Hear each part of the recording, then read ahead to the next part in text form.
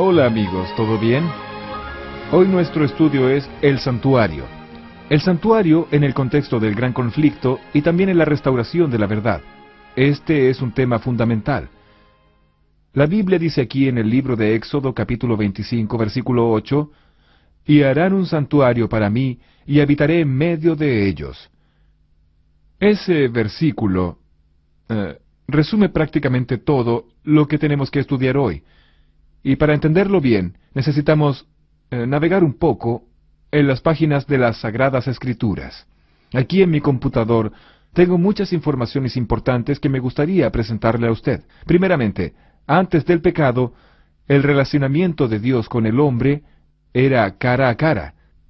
Está en el libro de Génesis, en el capítulo 2, del 15 al 17. Cuando Dios se comunicaba con Adán y Eva era cara a cara. Eso antes del pecado. Luego, después del pecado, el hombre no puede más tener ese relacionamiento cara a cara con Dios. El hombre pecó y se escondió de Dios. Por eso Dios llegó al jardín del Edén al terminar el día, como de costumbre, y Adán y Eva no estaban allí. Y dice la Biblia que Adán y Eva dijeron, «Señor, oímos tu voz, y tuvimos miedo y nos escondimos». Vea que luego, después del pecado, el hombre solo oía la voz de Dios. Ya no tenía más ese relacionamiento cara a cara. Muchos años después, en la época del profeta Isaías, el profeta dijo en el capítulo 59, versículo 2, dijo esto, «Pero vuestras iniquidades han hecho división entre vosotros y vuestro Dios, y vuestros pecados han hecho ocultar de vosotros su rostro para no oír». Vea que en la época del profeta Isaías, el hombre ni siquiera oía más la voz de Dios. Y en los días de hoy, leemos en Apocalipsis 3:20, «He aquí, yo estoy a la puerta y llamo. Si alguno oye mi voz, abre la puerta. Entraré a él y cenaré con él, y él conmigo». ¿Percibió el distanciamiento? ¿Percibió la brecha que quedó? El hombre tenía comunión plena con Dios, pero el pecado lo apartó, lo apartó, lo apartó, lo apartó. Y hoy, infelizmente, nosotros, los seres humanos, ya no conseguimos más oír la voz de Dios. Por esta razón, ya que el pecado hizo esa separación, ese muro de separación, entonces, basado en eso, y por esta razón, es que Dios pidió, y está aquí en la Biblia, Dios pidió, «Hagan un santuario, y yo habitaré en medio de ellos». Y ahí Dios pide hacer el santuario. En el capítulo 25 de Éxodo, Dios dice cuál material debería usar para hacer el santuario, y allí habla de oro, plata, habla también de bronce, menciona los colores, las medidas. Dios da toda la orientación para que el santuario pudiera ser hecho, y así Dios pidió a Moisés que hiciera el santuario. Pero ¿cómo es que Moisés podría hacer un santuario si él no tenía la especialidad, no era un especialista en construcción? No sabía hacer eso.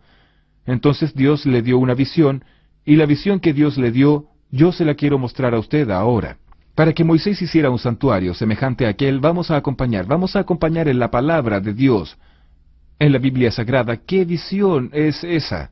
¿Qué mensaje es ese? ¿Qué modelo es ese? Vamos allí, vamos a ver. Abra su Biblia en el libro de Apocalipsis, capítulo 11, versículo 19, y vamos a ver aquí ¿cuál fue la visión que Dios dio a Moisés y qué modelo es ese que Dios dio a él para que él pudiera construir un santuario de la forma correcta? Dice aquí el Apocalipsis 11:19, «Y el templo de Dios fue abierto en el cielo, y el arca de su pacto se veía en el templo. Y hubo relámpagos, voces, truenos, un terremoto y gran granizo». ¿Vio? Dios mostró a Moisés un santuario que existe en el cielo y le dijo, «Haz un santuario semejante a este». Aquí en el libro de Hebreos, capítulo 8, versículo 5, confirma este mensaje.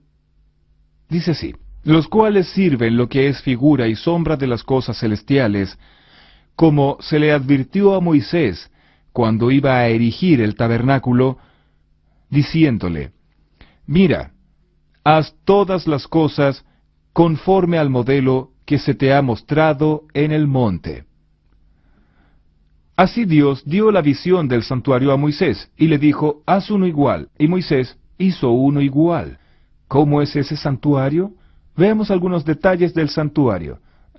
toda esa construcción, los muebles, algunos detalles importantísimos, conforme Dios mostró a Moisés en aquella visión. Vamos a ver. Aquí en mi computador yo tengo mucha información que voy a mostrarle a usted, que usted podrá acompañar en la Biblia y también a través de las imágenes. El santuario que Dios pidió que Moisés hiciera debería tener un patio, el lugar santo y un lugar santísimo. Veamos de nuevo, un patio, un lugar santo y un lugar santísimo. En el patio había dos objetos, un altar de sacrificios de animales y una vasija con agua o una fuente si usted quiere, una fuente con agua. Ahí entrando en el lugar santo tenía una mesa con 12 panes. Eran llamados panes de la proposición, panes hechos de la flor de la harina, sin levadura. Tenía una pila de 6 aquí y una pila de 6 aquí, 12 panes. Aún en el lugar santo tenía un candelero con 7 lámparas. Esas lámparas estaban encendidas de día y de noche, continuamente. Lo que hacía que aquellas lámparas se mantuvieran encendidas era aceite. Tenía también en el lugar santo un altar de incienso. Ese altar quedaba más o menos allí, cerca de la división al lugar santísimo, pero aún en el lugar santo, un altar de incienso. Después, pasando al lugar santísimo, había una cortina grande, un velo enorme. Esa cortina se llamaba velo. Ese velo era el que separaba el lugar santo del santísimo. En el lugar santísimo había una gran arca, una gran caja, un gran arca de madera revestida de oro, y esa arca es conocida en la Biblia como Arca del Pacto o Arca del Testimonio. Allí estaba en el lugar santísimo. Dentro de esta arca, en el lugar santísimo, estaba el maná, la vara de Aarón que floreció, y las 2 tablas de los 10 mandamientos. Eso estaba dentro del arca. Sobre el arca había una tapa, y esa tapa se llamaba propiciatorio. Y sobre la tapa había 2 ángeles, querubines, hechos de oro, así, uno inclinado hacia el otro, así. ¿Entendió? De esa manera, 2 ángeles sobre la tapa del arca, y ahí, en el medio de esos 2 ángeles, sobre el arca en el lugar santísimo, era exactamente allí que Dios se manifestaba una vez al año. Ese día que Dios se manifestaba era conocido como el día de la expiación. Era el día de la reconciliación, el día del juicio, el día del perdón, el día de la misericordia. Ese día de expiación, Dios se manifestaba allí, en el lugar santísimo sobre el arca, entre los 2 querubines. Esa manifestación de Dios allí era conocida como Shekinah. El Shekinah era la presencia de Dios, una nube de fuego con la presencia del Dios Todopoderoso. Todo eso que acabé de presentarle a usted está en Hebreos capítulo 9 del 1 al 7. Recordando que en lugar santo el sacerdote entraba y en el lugar santísimo solo el sumo sacerdote. El sacerdote entraba en el lugar santo 2 veces al día y en el lugar santísimo el sumo sacerdote solo 1 vez en el año o al año. ¿Qué significaba todo aquello? ¿Para qué aquel santuario? El santuario del Antiguo Testamento era como una escuela, para enseñar al pueblo el plan de la salvación, porque antes de que Cristo muriera en la cruz, las personas no tenían esa referencia que nosotros tenemos hoy para obtener el perdón por la sangre de Cristo. Entonces, ellos tenían el santuario, y toda vez que cometían algún pecado, ellos debían tomar un cordero. El pecador llevaba el cordero hasta el patio del santuario, allí él se arrodillaba, colocaba la mano sobre la cabeza del cordero, confesaba sus pecados a Dios, y transfería su culpa del pecado para el corderito. Después tomaba un cuchillo y cortaba el cuello del corderito, y aquel corderito moría en su lugar, y la sangre de él era usada, allí en el santuario, por el sacerdote. Y el sacerdote entonces, con su pulgar derecho, hacía impresiones digitales en las puntas del altar, y lo restante de la sangre lo vertía en el velo y derramaba en la base del altar. Levíticos 4, del 23, o mejor, del 27 al 30. Allí está la descripción de ese ritual, del santuario. Así el santuario funcionó durante muchos años antes de Cristo. Era una tienda móvil que ellos montaban y desmontaban. E hicieron eso más de 40 veces, aproximadamente 41 veces, montaron y desmontaron el santuario. Y así ellos hacían el ritual del santuario cada día durante todo el año. Cuando completaban un año haciendo todo eso, entonces el sumo sacerdote entraba en el lugar santísimo para presentar los pecados de todo el año a Dios. Dios se manifestaba y por su misericordia perdonaba los pecados del pueblo. Y ese día era el día de la purificación del santuario, era el día de la expiación, era el día del juicio. Y ahí ellos hacían era el día de la purificación del santuario, era el día de la expiación, era el día del juicio. Y ahí ellos hacían toda la limpieza del santuario, cambiaban las cortinas, cambiaban los tapetes, limpiaban todo, toda aquella sangre, sacaban todo de allí y al año siguiente comenzaba todo de nuevo.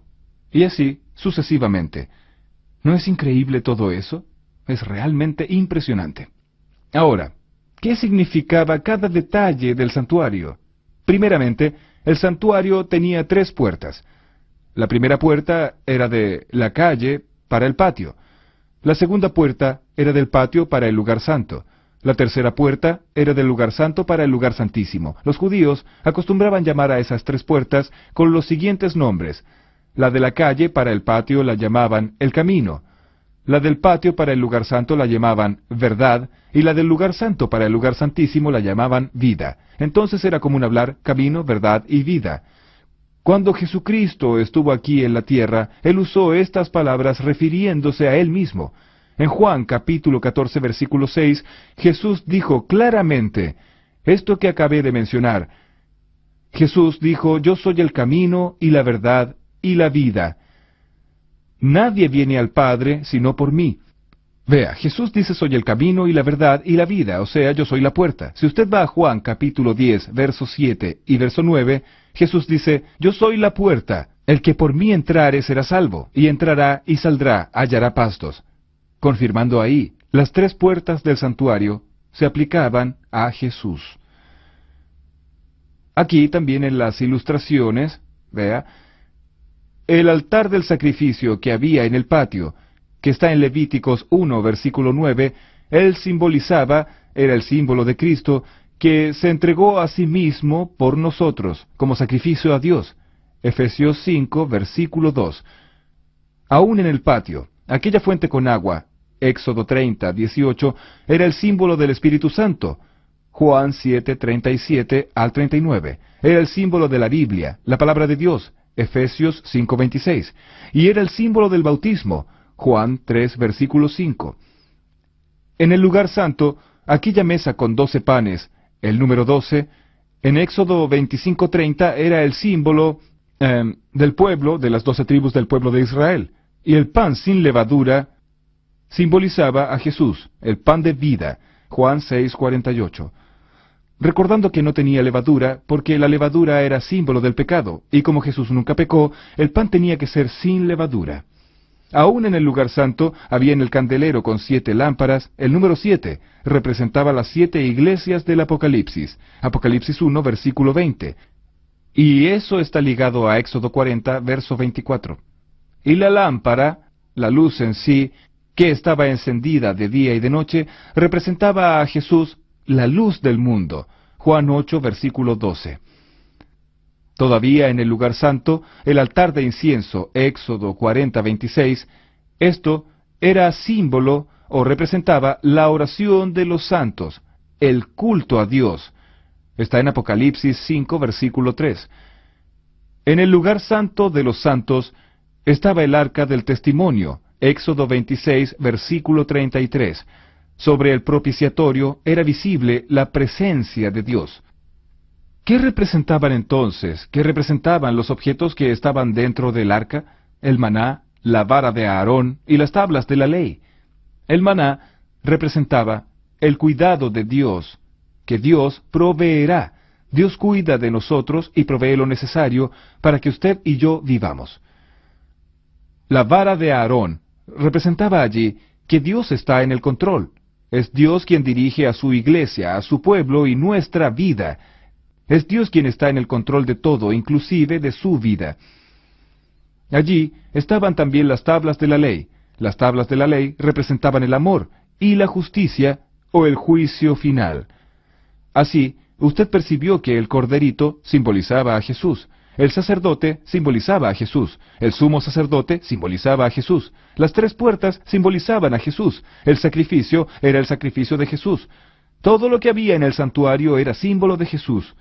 Por eso, vean lo que sucedió cuando Jesús murió en la cruz, ya que todo representaba a Jesús, ya que todo era símbolo de Jesús. ¿Qué sucedió cuando Jesús murió en la cruz?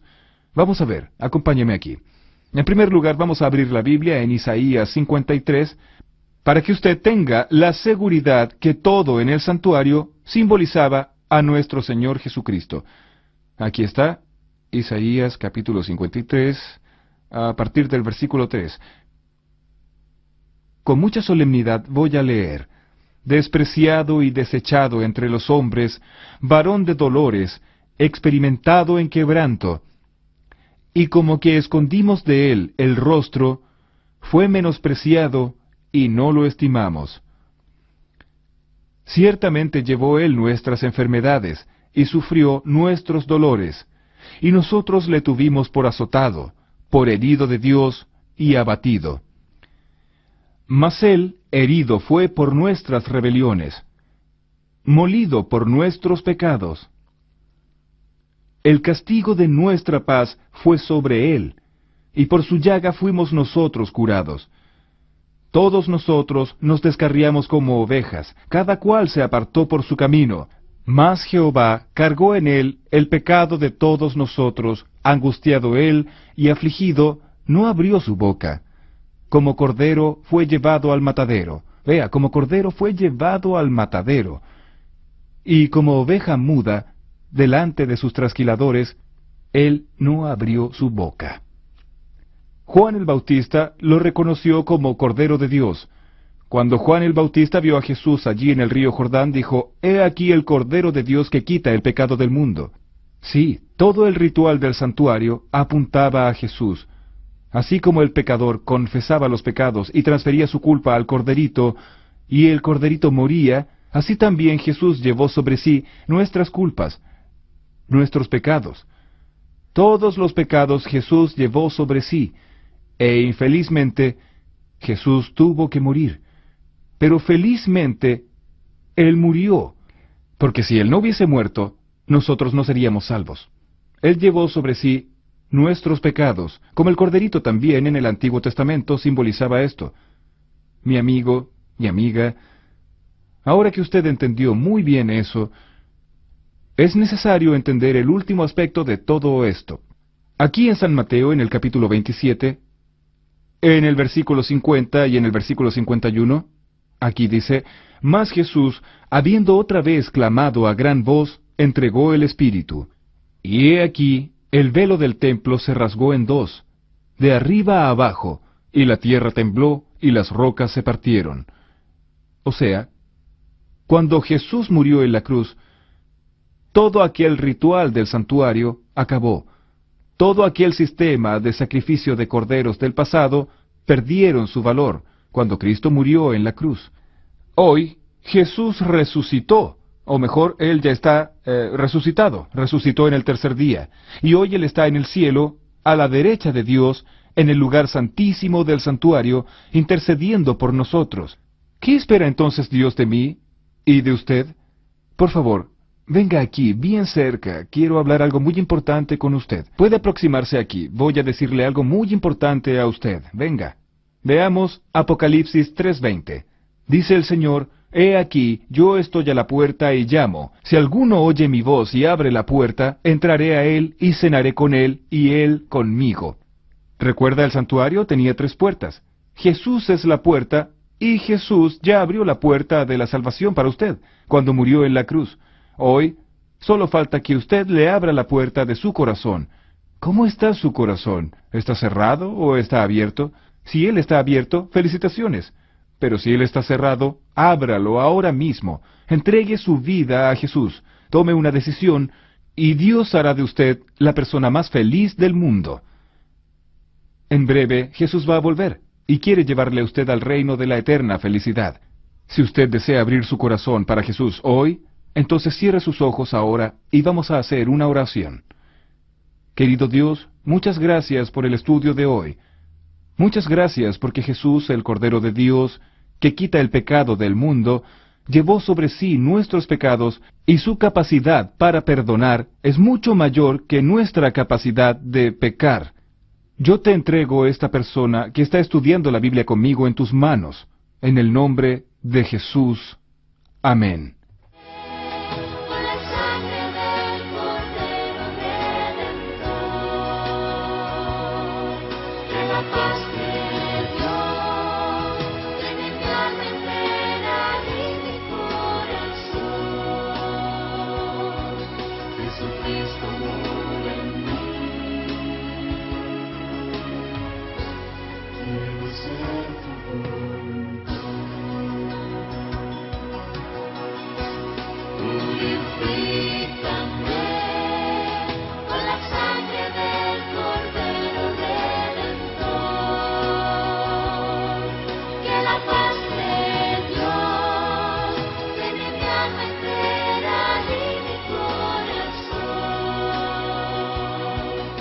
Jesucristo.